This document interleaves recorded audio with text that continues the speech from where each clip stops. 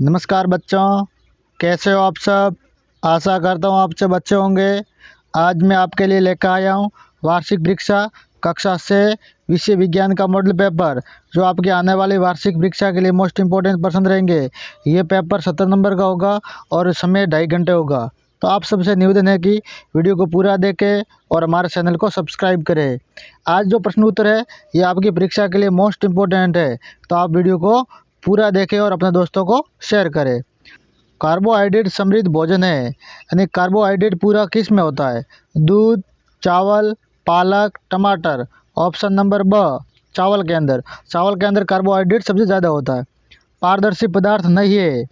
कांच, जल, वायु, धातु। पारदर्शी मतलब ऐसा पदार्थ जिसके हम आर पार देख सकते हैं, तो धातु के अंदर हम आर पार नहीं देख सकते। ऑप्शन नंबर 10 सही है। किसान अनकणों को सूखे पौधों के गठरों से किस विधि से पृथक करते हैं? यानी हथचैन, थ्रेसिंग, निष्पावन, वाष्पन। ऑप्शन नंबर ब, थ्रेसिंग, यानी दानों को भूसे से अलग करना। जालिका रूपी शीरा विन्यास पाया जाता है? बाजरा, गेहूँ, मक्का, चना। ऑप्शन नंबर द, चना के अंदर। जालिका रूपी शीरा न्यास चना के अंदर पाया जाता है।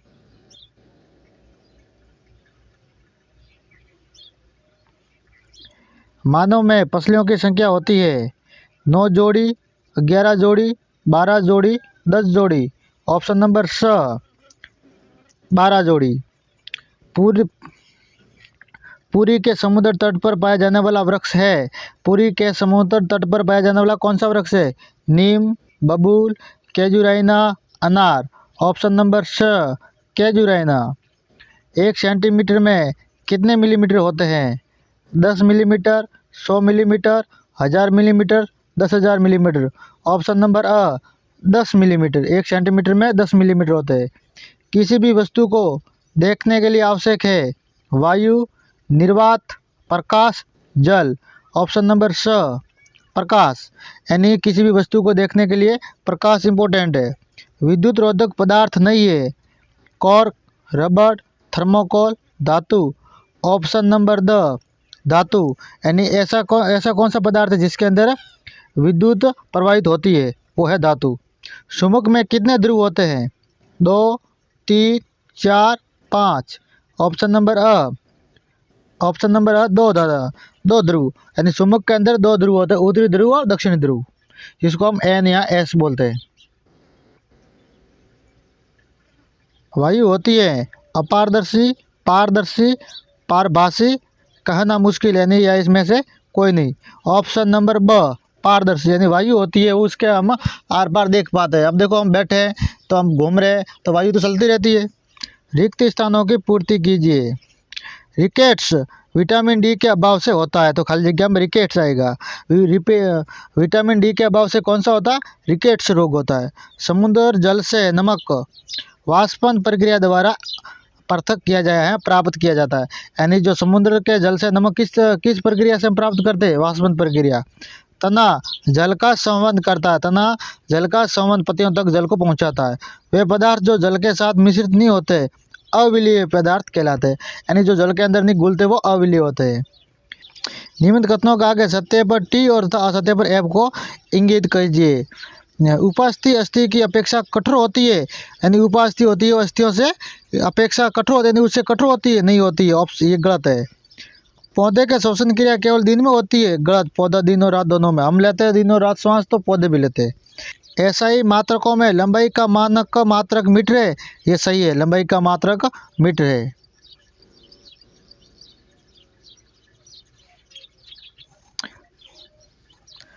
परभाषी वस्तुएं प्रकाश को अपने में से होकर नहीं जाने देती है? गलत। परभाषी होती है वो प्रकाश को अपने में से जाने देती है, अप्रभाषी होती तो नहीं जाने देती। हमें विद्युत कहाँ से प्राप्त होती है? हमें विद्युत बिजली घर से प्राप्त होती है। विद्युत होती है हमें बिजली घर से मिलती है। षडसुमुख के ध्रुव कहाँ स्थित होते हैं? षडसुमुख के ध्रुव दोनों सिरों किनारों पर इसके ध्रुव स्थित होते हैं, यानी षडसुमुख होती है उसकी जो ध्रुव होते हैं किनारों पे होते हैं। एक एच होता है और एक एन होता है। वायुमंडल की कौन सी गैस श्वसन के लिए आवश्यक है? ऑक्सीजन। हम श्वास के लिए ऑक्सीजन लेते हैं। वह खनिज जो अस्थियों के लिए आवश्यक है, ऐसा कौन सा खनिज जो अस्थियों की हड्डियों के लिए आवश्यक है? तो है कैल्शियम। लकड़ी से बनाई जा सकने वाली 5 वस्तुओं के नाम लिखने हैं। लकड़ी से बनाई जा सकने वाली 5 वस्तुएं: बल्ला, मेज, कुर्सी, दरवाजा, पलंग। लकड़ी तो आपको पता ही होगा।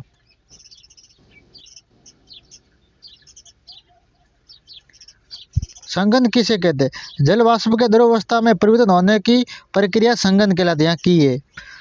खरपतवार क्या है? खेतों, बगीचों, गमलों में स्वतः उग जाने वाले, अपने आप उग जाने वाले अनछाए पौधे होते हैं, उसे हम खरपतवार कहते हैं। अचल संधि को समझाइए। अस्थियों के मध्य पाई जाने वाली ऐसी संधि जिस पर अस्थियां हिल नहीं पाती हैं, अचल संधि कहलाती है। जैसे कि कपाल की हड्डियों के मध्य संधि तथा हमारे ऊपरी जबड़े एवं कपाल के मध्य की संधि, यह अचल संधि के उदाहरण है। आवास किसे कहते हैं? किसी पौधे, जंतु या जीव का परिवेश जिसमें वह रहता है उसका आवास कहलाता है। यानी वह रहने के लिए जो घर होता है उसे हम आवास कहते हैं। जिसके अंदर जंतु या पौधे रहते हैं वो उसका आवास होता है, घर होता है।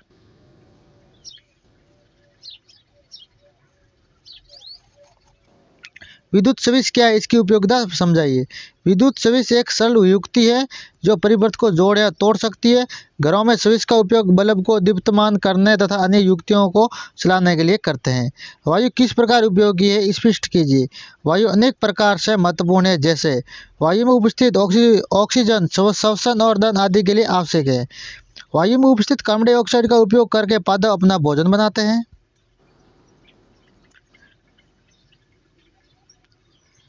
वायु पवन चक्की को चलाने में सहायक है। पवन चक्की का उपयोग ट्यूबवेल से पानी निकालने, आटा चक्की चलाने तथा विद्युत उत्पादन में होता है। वायु नावों को चलाने में ग्लाइडर, पैराशूट और हवाई जहाज के संचालन में सहायता करती है। पक्षी, चमगादड़ तथा कीड़े वायु की उपस्थिति के कारण ही उड़ पाते हैं। वायु बहुत से अधिक पौधों के बीजों तथा फूलों के परागकणों को इधर से उधर फैलाने में सहायता करती है। वायु जल चक्र में भी विशेष भूमिका निभाती है। संतुलित आहार से क्या अभिप्राय है? संतुलित आहार हमारे शरीर के अच्छे स्वास्थ्य के लिए, समुचित वृद्धि के लिए हमारे हमारे आहार में वे सभी पोषक तत्व उचित मात्रा में होने चाहिए जिसकी हमारे शरीर को आवश्यकता होती है। कोई भी पोषक तत्व न आवश्यकता से अधिक होना चाहिए और न ही कम। इसके साथ ही हमारे आहार में पर्याप्त मात्रा में रुद्रांश जल भी होना चाहिए। इस प्रकार का आहार संतुलित आहार कहलाता है। अतः आहार में हमारे शरीर के लिए आवश्यक सभी पोषक तत्व उचित मात्रा में पाए जाते हैं, वह संतुलित आहार कहलाता है। वैसे उचित प्रकार के भोजन करना ही पर्याप्त नहीं, उसे उचित तरीके से पकाना भी चाहिए जिससे इसके लिए पोषक तत्व नष्ट न हो। यानी भोजन संतुलित होना जरूरी नहीं है, उसको पकाना भी संतुलित तरीके से सही है।